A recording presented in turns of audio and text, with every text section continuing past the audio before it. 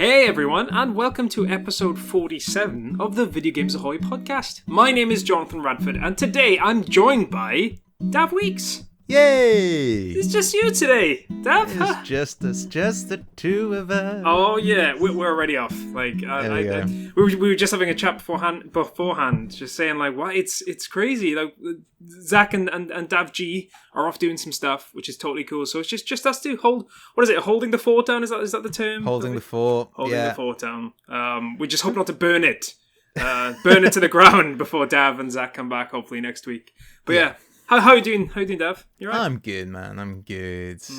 We had a good session on Twitch last night. We're playing A Way Out. So obviously we film this on a Wednesday, as we've said many times before, but it comes on a Saturday. So we played A Way Out on Tuesday, just gone, and it got very silly. Which I did not expect this game to become as silly as it did. Yeah, it's quite. It comes across as quite serious. It is very serious, it's very serious, but we couldn't stop pissing ourselves. Yeah, I mean, to be honest, like in the last stream last week, and we were, breaking out of prison. That felt quite serious. Yeah, but just this bloody farmhouse, and they expect you to dick about because they've given you so many interactive options. That is a good point, actually. They've given you these options. It wasn't just us. No. Look, we didn't program the game to let us play the banjo. Play banjo or try on what is it? Feminine hats. Banjo Hero we were playing. We were playing Banjo Hero. We had a little jam. Yeah, you on the banjo, me on the piano. Yeah, I got to doodle on a portrait. I did. didn't program that. They did. It's their own fault that we were dicking about. Yeah, I also really appreciated how you went to get changed and you came out with a gun. But I didn't. Yeah. I just came up with a nice jacket. Yes. Well, what we're learning about the characters is that Leo, the character I'm playing, is definitely the more of a dick. Yes. Definitely the more inclined to find a gun, and definitely the more inclined to shoot people with it. I'm feeling we're going to talk about this later on as well. But I just want to say, finally, you said that about your character. My character was prank calling his pregnant wife. Genuinely rang her up. She's like, hello, and is like, and then hangs up on her. What can you say about those guys? But we'll talk about that a little bit later on. Should we have a chat about the podcast first? Let's introduce this pod. Let's introduce the pod. Hello, everyone. It's us, Video Games Ahoy. If you don't know us, then we are Video Games Ahoy. If you do know us, then welcome back. How are you doing? We put these podcast episodes out every Saturday, as I mentioned. And you can listen to us via a number of different hosting sites. There's loads and loads of them. I imagine you all have your favourites, or just the ones you use. They don't happen to be your favourites. And if you want to see our faces, check us out on YouTube, because we're on there as well. Lots of people check us out on YouTube. I know one of my friends exclusively checks us out on YouTube, which is great. We also have a Patreon page, which I'll talk about at the end. And you can actually listen to us on the Patreon page as well, and I imagine there's no ads. I believe there wouldn't be ads, so check us out on Patreon as well if you want ad-free content. I think there might be sometimes they check ads in when you listen to podcasts, regardless of how big or small they are. I should also say as well, we have a Discord, which is great. A lot of cool people in there, so check out the Discord if you want to. It's the information will just be below. And finally, before we get on to the news, we'll get on to some news topics. We are actually going to do a 50th podcast special over on Twitch, which will be live, I believe, on April the 7th. We've just got to make sure it's going to be that date because things change. It might it might move around, but it's going to be that week at some point. At this point, it's going to be Wednesday the 7th of April. So make sure you check us out because that's coming quick. I remember us having conversations being like, oh, wow, I can't believe it's been 20 episodes. And it's 50 episodes. It's a little bit crazy. Because we do an episode a week, and how many weeks in a year? It's nearly our year anniversary. That's mad. That is mad, isn't it? It does feel absolutely bonkers. But it's been a lot of fun. And from a personal perspective, it's really got me through the last year. But it's given me something to focus on because I've not had much work. A lot of I imagine you're the same as well. A lot of stuff being taken from us, but it's been good. It's been a great experience doing this. It's been a lot of fun. Little project. Gets you up in the morning, doesn't it? Yeah. And like I said, stick around to the end because we'll talk about the Patreon page and what we offer over there. But thank you to everyone that does contribute. We really appreciate you. Right, should we talk about some news? News. So we don't really have much news stories to talk about this week, but we do have one. It was really heavy recently, so maybe we needed a slow news week. Yeah, I think one thing I do want to kind of get out of the way is just like there's some big bad stories, but there's kind of one. Okay, normally we talk about like the less fun stuff, and then we get to the funner stuff as we move through the podcast because that feels better. But so let's talk about the first thing. Let's get this out of the way. And it really sucks. Like so Activision Blizzard have fired dozens of people on Tuesday across various departments, including 50 employees who handled esports programming and other live events, according to Jason Schreier at Bloomberg.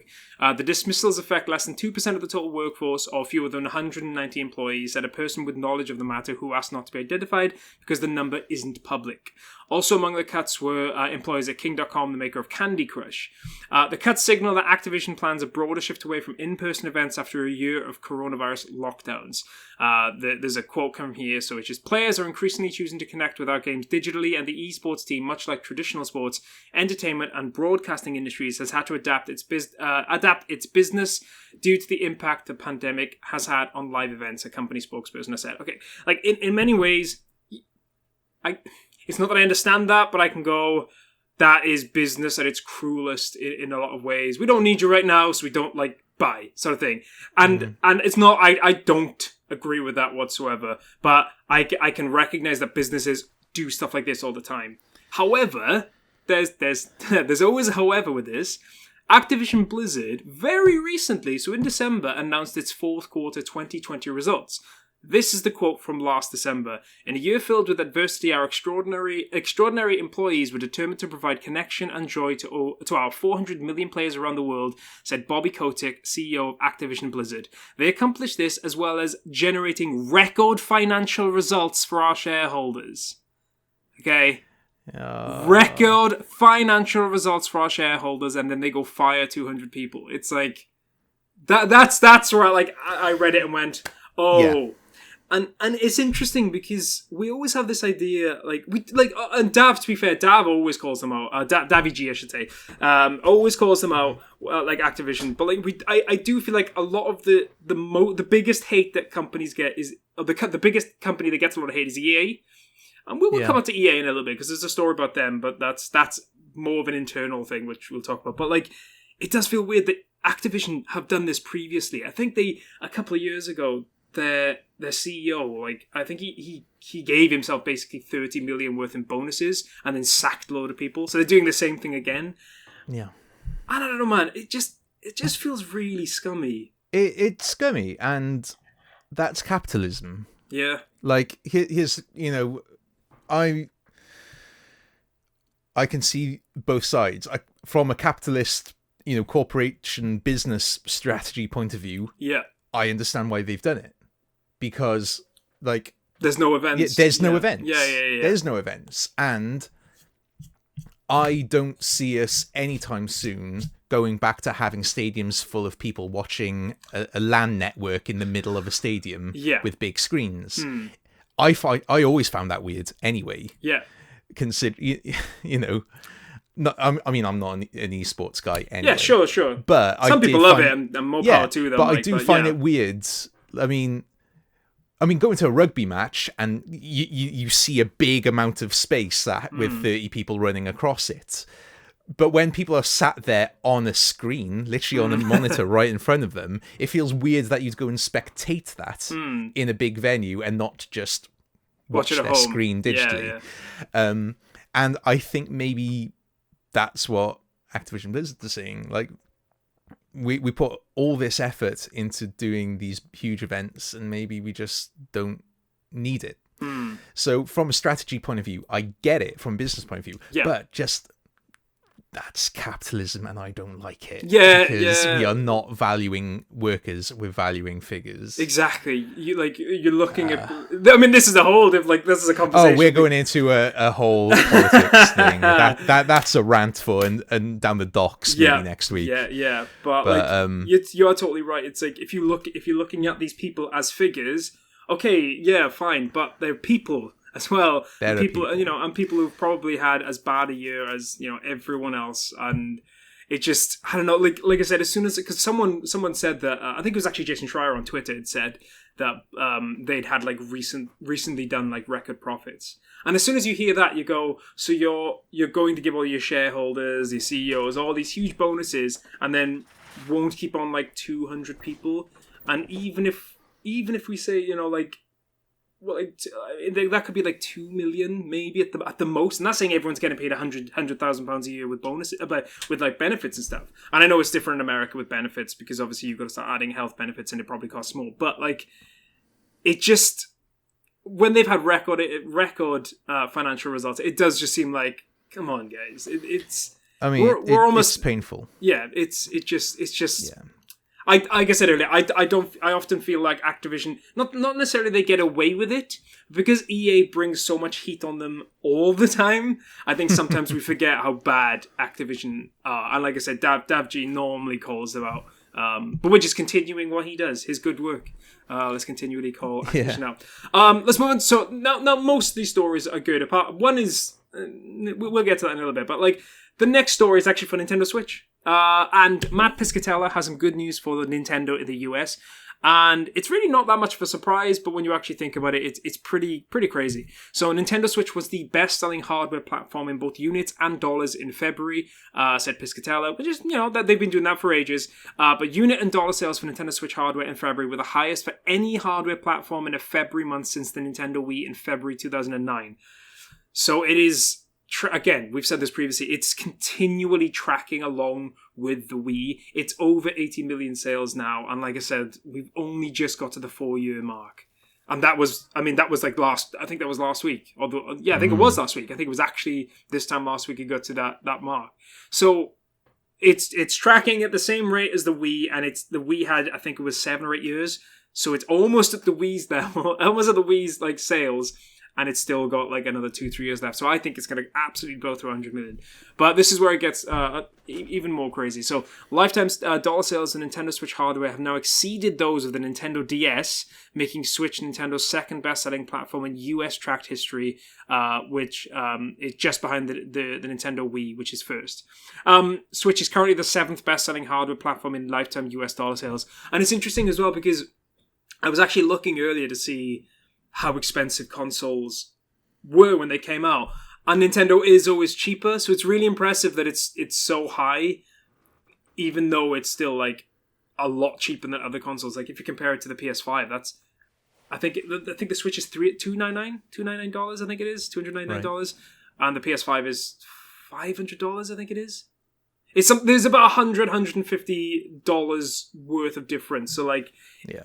The fact that it's so high, and I know obviously the PS5 has only just come out, I'm not including that, but like I'm thinking more of the PS4 and how well that did. It is really impressive. What about you, Dev? Do you think that like where do you think the Switch is going to end up sales wise? I figure not actually in dollars, but just actually pure console sales. Where do you think it's going to end up? Where would you see it ending up? I mean, I think it will beat the Wii. Yeah. I do think that. I think they've just done a blinder with the Switch, and also it's essentially done 2 markets because it's home and handheld. Yeah. So I mean, think of the Wii, and then think of all the other people who would have a DS. Yeah. Those DS owners now have Switches. Those Wii owners now have Switches. They've both combined. So, and the DS was great, and it has a subtly different market, doesn't it? Let's be honest. And they've just combined it.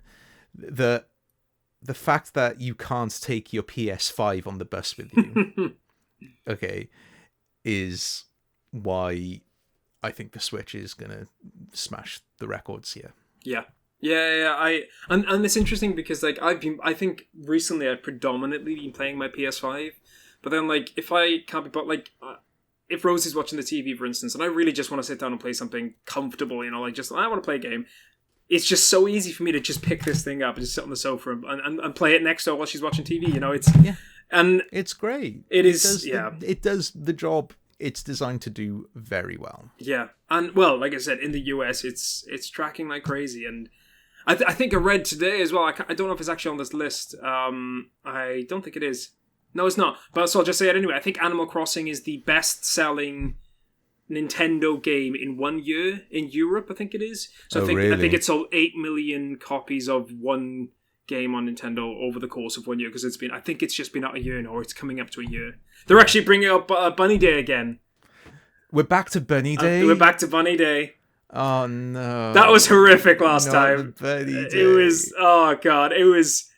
It wasn't horrific. It was just you bombarded with eggs. It was mad. Like, was okay, so mad. like I haven't played Animal Crossing for a long while, and the other day I was thinking maybe I should go back and have a little look-see. You know, like I kind of miss it a bit. And now that you've said Bunny Day, I now instantly don't want to go back to it. I always remember and like when you were saying as well, like it was your game of the year. But I always remember like you coming into my island with Rosie. We sat around watching KK Slider play the guitar for about 5 minutes, however long. And I just remember that I was thinking, there was a period of time when I loved playing that game. But it's so novel. It really is. It really is. It's really something special, and it's just incredible. But yeah, just add on to what it's doing really across the globe. The Switch is just absolutely smashing it.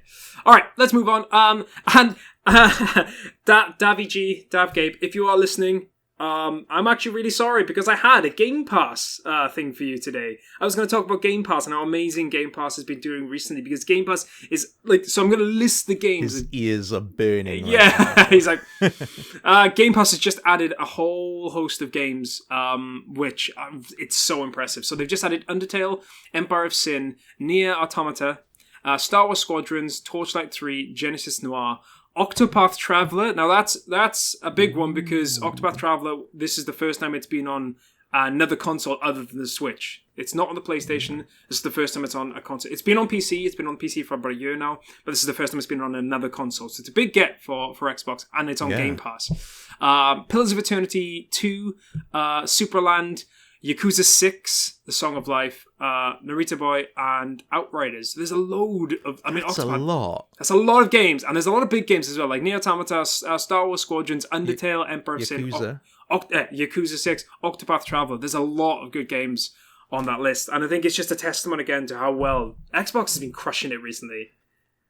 Man. And it's interesting because, like, I am eventually going to get one. I really don't have the cash to buy one, or like the means of getting one right now. Let's be honest. Yeah. They're impossible. Like that and the PS5 is just impossible to get. But it is my intention to get one purely just for Game Pass.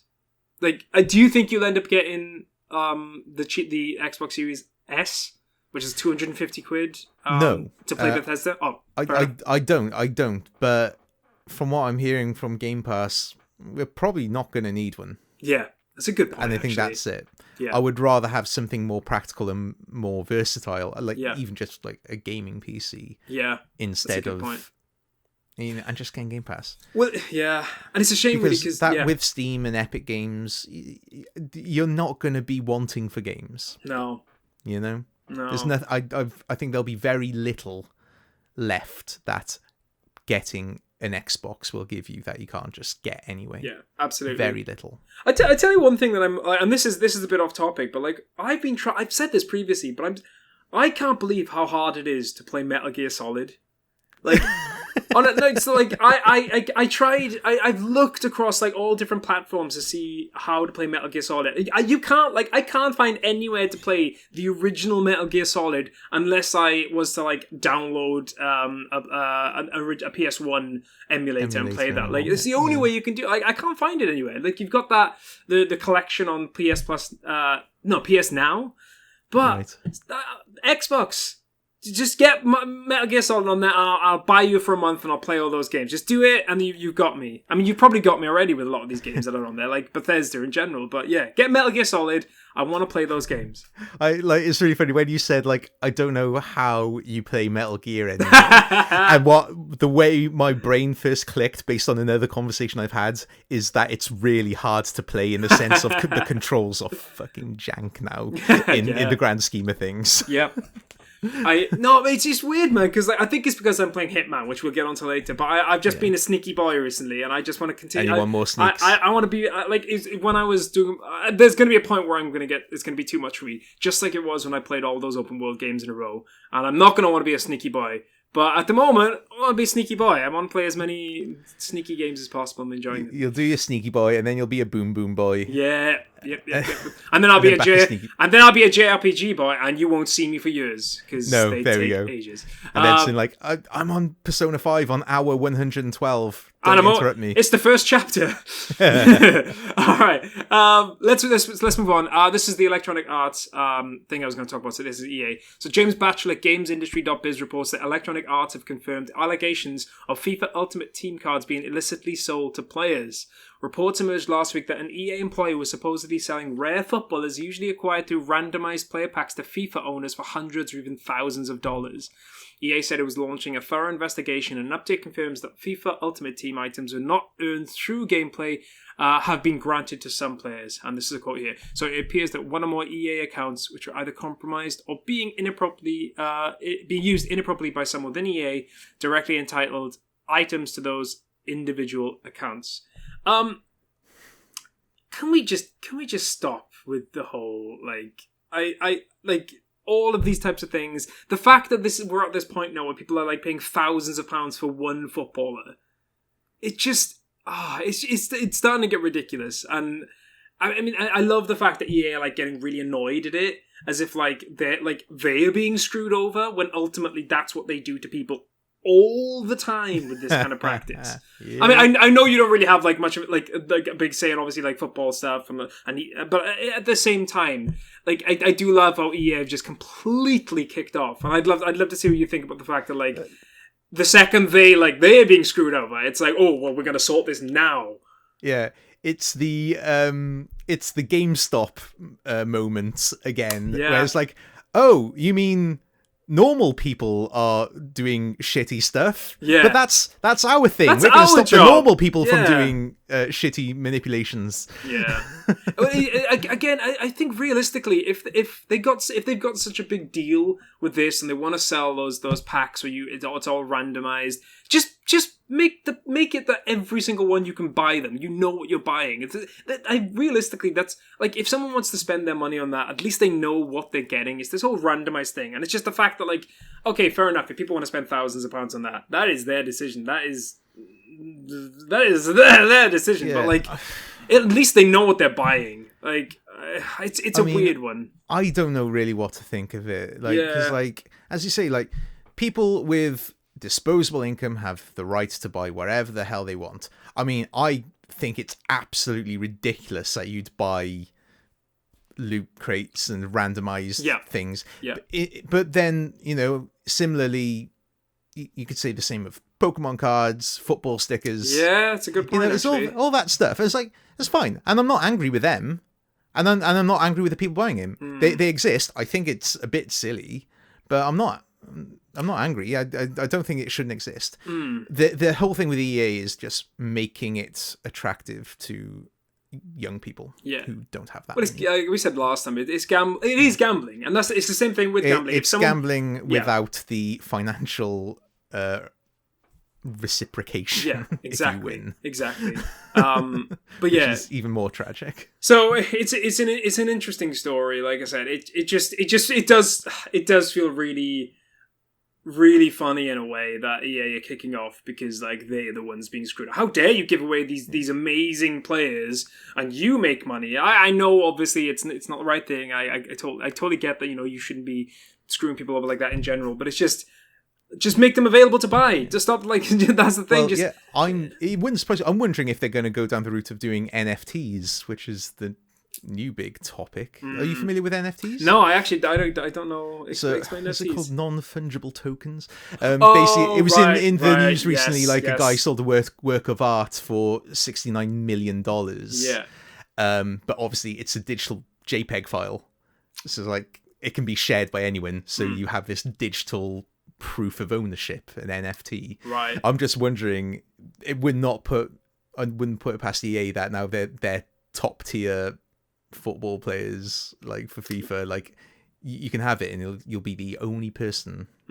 Like, you'll technically own this character in the game. There was actually, I mean, actually moving into the football world, but it does have implications of what we're just talking about. It was interesting. There was two footballers recently. I think it was Gareth Bale was one of them, actually. I think it was Zlatan Ibrahimovic. Like, two of the biggest footballers in the world actually came out recently. Were just like, I don't remember giving my rights to FIFA. I imagine it's in their contract, so that's not the issue. But it does seem like at some point, like, I imagine the world's biggest footballers are going to go, I think we need to have more of a say in all this kind of stuff. It wouldn't surprise me at some point, because that's interesting. It is, yeah. As soon as they start going, where's my cut? Like, it could be in their contracts, and I could be talking absolute bullshit. But it was interesting that they brought that up, knowing how big it is in their world as well, actually playing the games. Right, let's move on. So this is just like we've got two more stories. We'll blast through them really quickly. So the first one is Square Enix has got a new event called Square Enix Presents, and it's going to debut on the 18th of March. So by the time you listen to this, it would have actually passed us by. But they've got some game reveals and more. So it's called The Square Enix Presents. Is a digital series where we'll make game announcements, share news, updates, and previews of our upcoming games throughout the year. Then it goes on about to say when it's going to be on and all that. It's on their YouTube. You can check it out. Go back and read it. But it's going to be interesting. It is interesting that Nintendo did start this whole thing with Direct. And actually, I remember when I remember reading. I don't remember at the time them bringing it up, but I remember reading someone saying that when Nintendo Directs first started, that people were like, whoa, now, like, you can't be moving away from the industry standard of like doing everything at E3 and specific public events, just doing it online. That's weird. And now everyone's doing it, and that's how it is. That it's probably the best way to do it now, because you're just getting your information and you can just send it out. You save money. You can be as specific as possible, and you create it as perfectly as you'd like. But Square Enix. And that you send it to everyone at the same time instead of prioritizing journalists who are in the room. Exactly. So yeah, it's really cool. I love loads of Square Enix games. I mean, obviously Final Fantasy is the big one for me. But it was a quick meeting in the marketing department. They were like, "What do we call this? How about Square Enix Presents?" Done. I love it. That's it. That's all it is. Catchy title, or maybe quirky little. No, just call it Square Enix Presents. What would have been a better one? Square Enix. I'm trying to think about. Oh, not a better one, but like I'm just saying, what would have been a cheeky pun version? I'm trying to. No, I can't think about it. I haven't got one on the spot. We'll have a little thought. Maybe by the end of the podcast, we'll put it down as the podcast title. If we come up with a good one, it's going to be the podcast title. So that won't be in quotation marks because none of us said it. All right, let's move on. So and this is the last story. And I think this is actually a really nice story. And I mentioned previously that. So the island of Tsushima, I think the mayor of the island was saying just how appreciative they were of the game and what it's done for the tourism industry and like people wanting to travel there, because it's not one of the traditional islands or places in Japan that you want to go. You go to Japan, you want to go to Kyoto to see Nintendo, or go to Tokyo to be in Tokyo, all these places. But Andy Robertson of VGC writes that the mayor of Tsushima City has said that he would like to appoint everyone involved with the development of 2020's Ghost of Tsushima as an ambassador for the real island. And I think that's great. So last week, Hiroki Hitakatsu announced that the leads behind the PlayStation game, director Nate Fox and creative director Jason Connell, will be honoured as permanent tourism ambassadors due to the significant awareness their game has generated for Tsushima. A new tourism campaign claims that Ghost of Tsushima, which broke Sony records for an original game launch, attracted more attention to Tsushima from all over the world than any other time in history. A digital ceremony will soon be held to present the game leads with their titles, but Hitakatsu has said that ideally he would like to extend the honour to other Sucker Punch developers in the future, as well as those at PlayStation who are involved in the game's development. I genuinely love that story. Like, I just think it's... And it's like, it is the power of video games in many ways. I know, like, it could be the same with films and TV shows. You see a location, think, oh yeah, I'd love to go there, but there's something about being in a world for so long where you're experiencing that world that makes you want to go, I actually would love to visit this place. Oh yeah, 100%. I mean, like, I'm thinking back to the Assassin's Creed 2 trilogy. Yeah. Like, I've been to a few of those places now. I've been to Rome, I've been to Florence, I've been to San Gimignano even, which was in Tuscany from one of the games. And there is such a joy of being in the place going, I've climbed that building. Yeah. There's a real nice thing about that. Yeah. I also read a gorgeous little story of a kid teaching his grandparents to play Assassin's Creed 2 so they could walk around Rome the way amazing. they did when they went on holiday there back in the 90s or whatever. I love that. And it's like, oh yeah, there's the Pantheon, there's the Colosseum, and it's just like, obviously they're not going around killing people. No, I mean, that we know of. They are assassins after all. That we know of.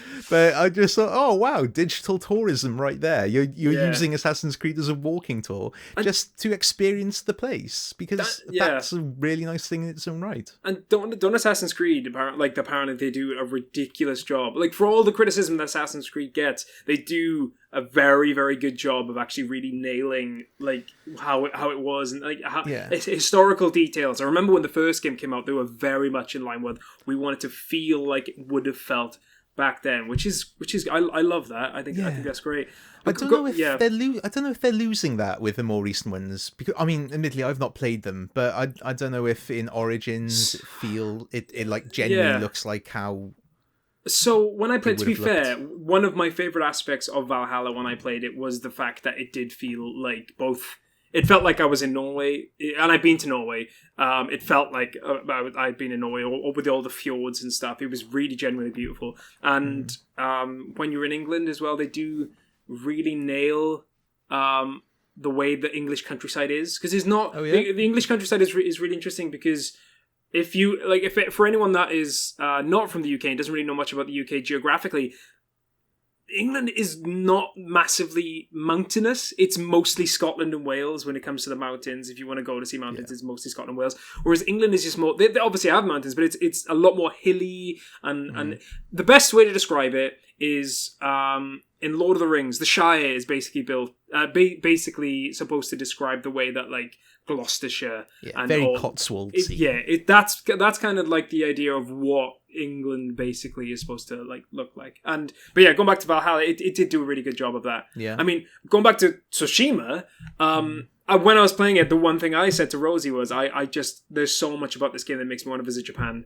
Yeah. And I can't wait to eventually visit, but who knows when that's going to be? Who knows?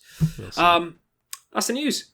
So there is no quiz today, so I do apologize, but we're just gonna have a little chat about games we've been playing, because we've been playing a game together, but we can talk about that in a little bit. But Dav, do you want to kick us off with anything you've been playing?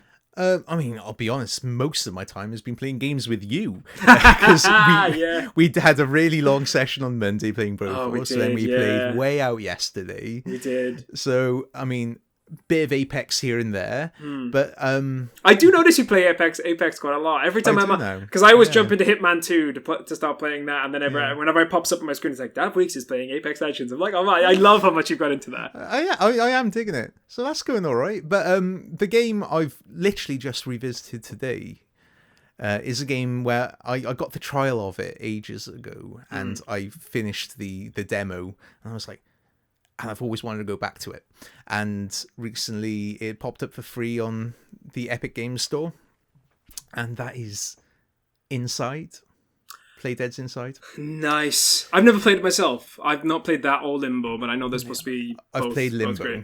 Right. Yeah, I actually bought Limbo. Or I think it was PlayStation Network years ago.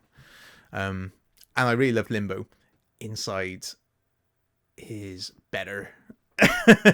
It is. Is Limbo the first one, or is it the second one? Limbo's the first one. Okay. The second one. Right. I mean, it's literally a 2-button game for most of it. It's run forward and then jump for most of it. And you think that's really limiting. That doesn't make for great gaming. No. There is a strength in simplicity in this game, which is absolutely incomparable. Yeah. Is it kind of like, I'm not saying exactly that, but kind of like Abe's Odyssey in the sense that, like, it's not about running and jumping and all that kind of stuff. It's basically just not getting caught. In that sense, is that kind of how it is? Don't get caught. Yeah. Basically, you get caught, you die. Yeah. Every 5 seconds in this game, if you don't do the thing, you get caught and you die. Right. And it's kind of horrific. So the game opens, you're just like a young lad in a red hoodie. You just in a wood, you just literally jump into the screen like, oh, what's going on? Nothing, no explanation, no tutorial, no. You're just okay. I'm a little kid in a red hoodie in the woods. Hit forward, right, and you just go from there. And like that, I think I just love how bold that is initially. Like, and then the mystery is just so tantalizing. Just kind of go, what is going on? And then like there's a truck and a shadowy figure next to it, and he slaps aside the truck, and the truck drives off. It's like, what's with the truck? And then like you carry on. There's two guys walking around with flashlights, and then obviously that's the first time you get close to a guy, and you run out. The guy sees you with a flashlight, runs over, and subdues you, and you're like, okay, stay away from bad people. Okay, interesting. And then suddenly it's like, why is everyone after this kid? And then then you're hiding in shadows, waiting for people to walk past with their flashlights. Yeah.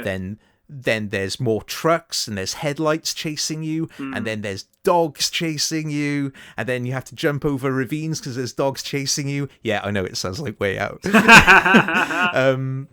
But it's just, what is going on? It's so mysterious, and I can't wait to find out why everyone's after this kid. I don't know if we'll ever get an answer, because there's certainly no talking, there's no dialogue or anything in it. Like, I want to see how this storytelling works now. I want to know how much we're actually going to get.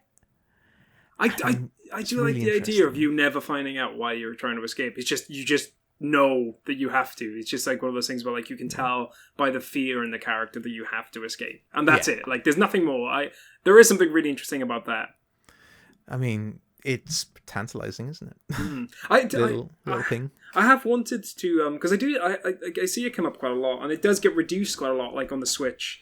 Yeah. And I imagine it would be a game I'd buy on the Switch, because it's not graphically too demanding, so that's something you could play in handheld and stuff. But yeah, I'm really intrigued to see how it goes for you, because it does. I don't know, that game's always interested me. Yeah, I know people love it. Yeah. I think Dav's played it, actually. I think Dav has played. Yeah.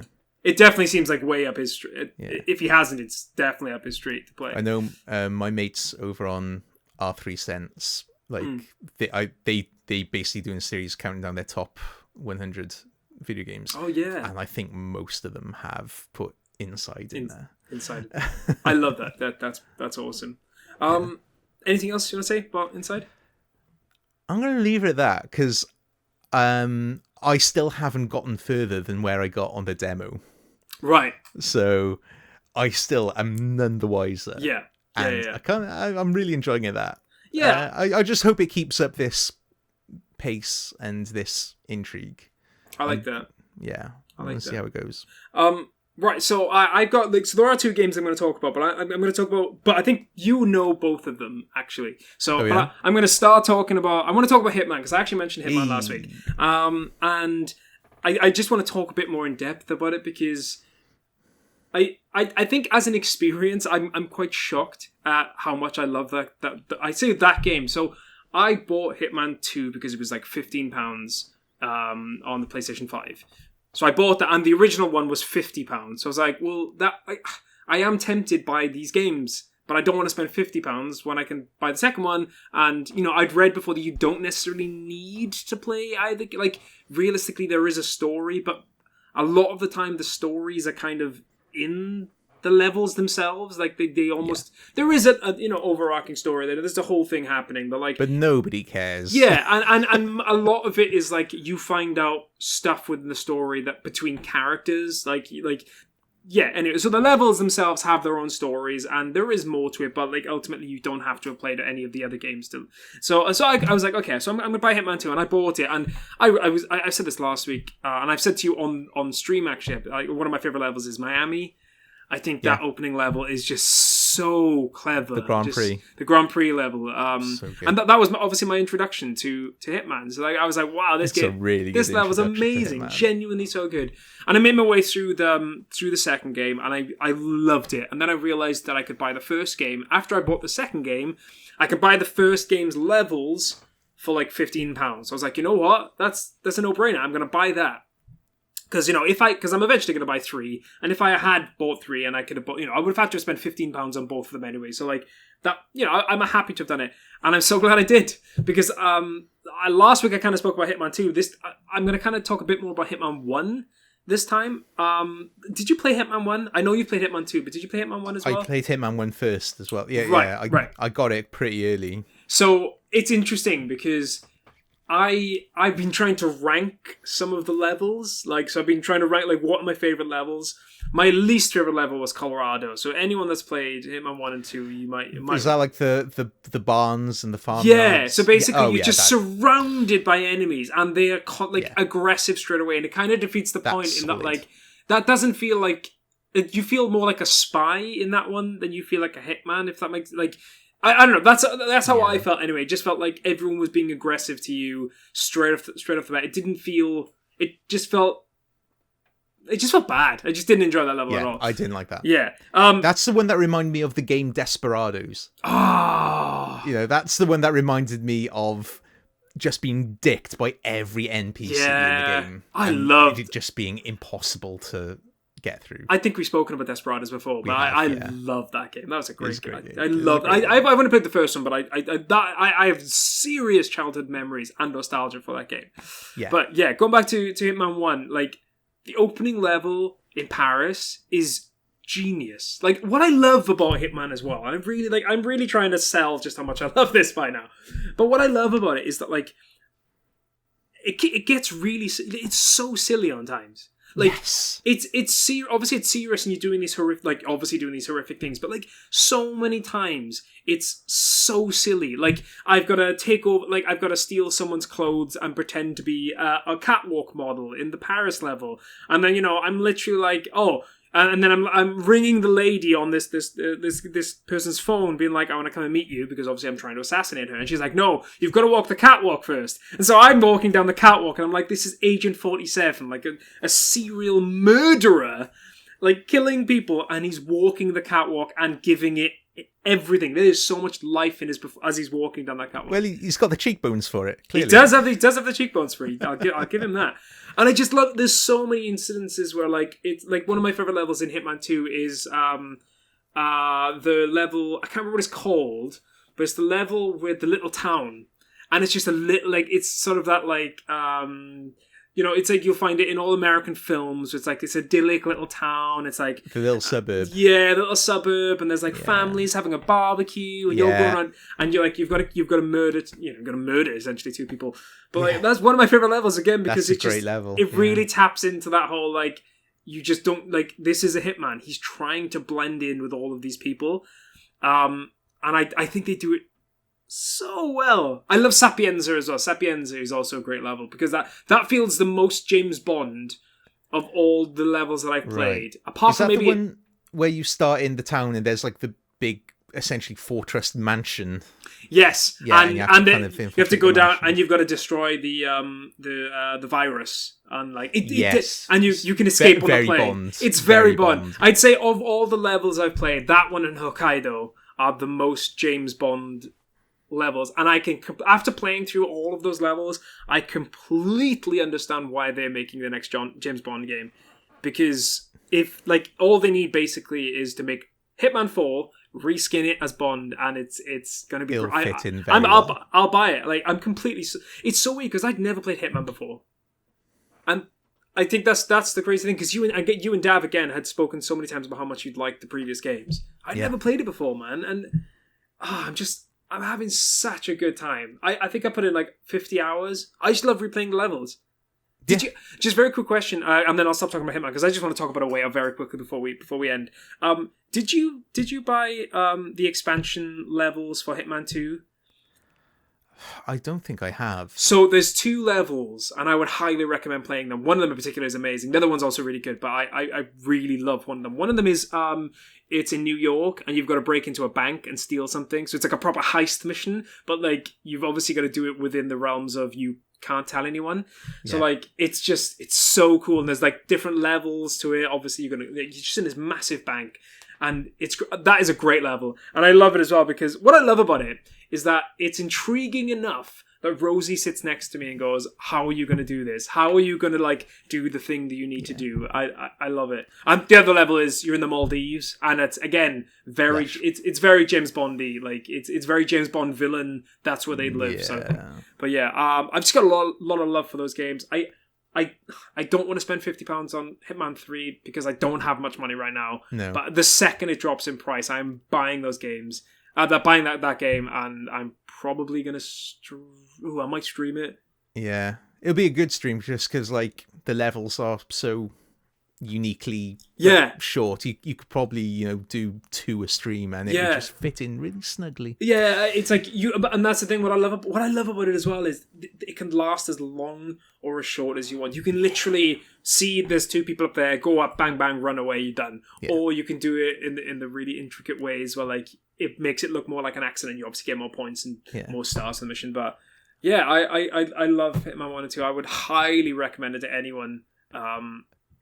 But yeah, really, really enjoying them. I just want to briefly talk about A Way Out before we finish. Can we do a little bit of Hitman for you just before we move on? Yeah. Go. So firstly, there's a video on YouTube of a speedrun of Hitman 3 of one of the levels where you can complete it in 7 seconds. Ooh, that's amazing. Which was interesting. I watched that and I was like, oh, okay. I don't know if that was like even vaguely meant to be designed that, or if the developers had any inkling that was possible. Yeah. But it just seems fucking broken. Yeah. Just for that. I saw it. I was like, what just happened? Yeah. That's funny. But also, like, yeah, you say you can't afford Hitman 3 just yet. I would be very curious to know what you think of some of the older Hitman games. So I think Absolution and Blood Money, I think there's a dual pack on PlayStation right now for like 15 quid. I'm very tempted to go back and play them. And I think there will be some consistency because they're made by IO Interactive. So like it's not like they're going to be different games, but I know that they just reset in a way. Different feel. Like it's kind of intangible. There's something about these new games that make them feel a bit arcadey. Right. And I think it's like this emphasis on trophies and it's a lot of replayability as well. Replayability. Yeah. And I mean, what I would say is it's slightly prescribed in that sense. Like they kind of tell you how to kill these people. Yeah. And you don't get that in the earlier games, which is kind of nice. Because like they don't so obviously say and put waypoints to them. Right. They just kind of go. You can take them off with these games, but like I totally know what you mean. In the older games, they're just older in general, so there's less help. That's just it. There's just less help. Yeah. But like you there's some very creative things, and you kind of have to make it up for yourself, which is kind of nice. It gives you a bit more ownership over how you play it, which is I like it. Yeah. And I kind of miss it in the new ones, that it's a little bit overly prescribed. But that's not to say I don't like the new games. I bloody love them. I know I just said I was going to talk about A Way Out, but there was one thing I would say. I think the only thing I don't know what it is. I would really like. I don't know whether it would change it, because I don't think it would change it I don't think it would be that different. But I would actually like to see like them make a Hitman game where you actually play as a female protagonist in many senses, because I just would wonder how that would change things up as well. Because like I said that to Rosie, I was like, I was playing it, and I was like, it would play the same in most ways, but there would be subtle differences in the way that like people interact with you. Obviously, there'd be different story arcs you could go with, different characters you would. Having said that, is anyone buying Agent 47 as a clown or a flamingo mascot? Oh my god. Oh, I was going to say, maybe we can buy a female assassin more as like a traditional female role, like a masseuse or a receptionist. But and then I just remember we're playing Hitman and the man dressed up as a clown. Yeah. And I love that. I love the suits you can wear. But yeah, but I am one. I will be interested to see if they continue with it. Anyway, we've spoken about Hitman long enough. I think that's like 15 minutes of me just gushing with praise about how much I love Hitman. I just want to briefly talk about A Way Out, and I've just been really enjoying it. Like it was very like there's been certain moments where it feels very different than we expected. I think. Yes, to say the least. Like there was a couple of moments where like it became like a racing game for a little bit. It felt like more like GTA, and then it was like very story based. And then I was playing basketball, amazingly well, by the way. Where the ball was being magnetized into your hands due to the fact that this is not designed as a basketball game. And then like clipping through the basketball hoop as well. Yes. So yeah. But yeah, it was. I'm really enjoying it. I mean, I guess we'll have more to talk about when it comes to like because we'll complete it soon. But I just don't know where we are. I don't know how much more we've got left to play. I'm trying to figure out without getting spoilers because I want to know if it's one more stream we've got or whether it's 2 more streams. It might just end up being one longer stream is how I'm imagining it's going to happen. But, narratively speaking, it feels like we're going into the final act. It does feel like that. It does feel like you'd imagine us flying on the plane to get to what's his name? What's his name? H begins with it. Is it Harvey? Harvey, yeah. I was going to call him Henry then. that's definitely not him. But yeah, it does feel like we're coming to Endgame. I mean, we've stocked up. We got guns now. Wicked guns. We're going to be saying goodbye to Vincent's wife and child. Yeah, God. While we go to Mexico. Mexico. Awesome. Dav, should we call it there? Let's call it there. I think that's it. I've personally rambled on a lot about Hitman. I do apologize. And I enjoyed it because I wanted to keep joining in. So. Honestly, I could let's do a whole Hitman episode. No, I'm joking. We won't do that. But yeah, I would be hours. Anyway, that is the end of podcast number 47. Thank you very much for listening today. If you enjoyed the show, then please follow us on Twitter, Facebook, and YouTube. Tell your friends and give us a review or a comment because that really would mean a lot to us. And if you would like to support us, then please head on over to the Patreon page, Video Games Ahoy. We are now starting to... we've got to a point now where we can start drip feeding previous episodes of the Video Games Ahoy Hall of Fame. So episodes 1 and 2 are now available to see for everyone, but it's going to stay about 5 episodes behind. So that it'll be like a couple of months before you get to see the newest episode if you want to watch them for free. But if you want to watch them up to date, go back and check go into the Patreon. Just £1 and you'll get to see all those episodes, and they're a lot of fun. And if you don't want to, that's absolutely fine. We're just so grateful for you listening into the show. We are very grateful. We're also proud to say that we're affiliated with Green Man Gaming. So if you want to check out them, you can check them out in the link in the description below. And we are streaming as well across 2 platforms. Dav is streaming on DavEG, DavGape, I should say, and me, Dav Weeks, and Zach are all on Video Games Ahoy. And I know Dav, Gape, and Zach are still doing their Pokemon Nuzlocke. I don't want to talk about that too much because I know there's been there was painful stuff. And I don't want to get into that. That's not my jurisdiction. I don't know I know I'm the Pokemon expert, and I know you've come to expect that of me, but we'll leave that for Zach and Dav Gabe to talk about because it was a rough one when they told me that last time. But yeah, check them out. Check that out. I think that'll be the Sunday you'll be able to check them out. I think they're doing Thursdays now as well. Thursday, Sunday, yeah. So check those out. And that's it. And with regards to the 50th episode of the podcast, like I said, it'll be the 7th of April as it stands. And come say hello. It's going to be a lot of fun. We're going to do the live podcast with a quiz at the end. It'll be a lot of fun. Otherwise, we're Video Games Ahoy, and we'll see you next week. Ahoy! Ahoy!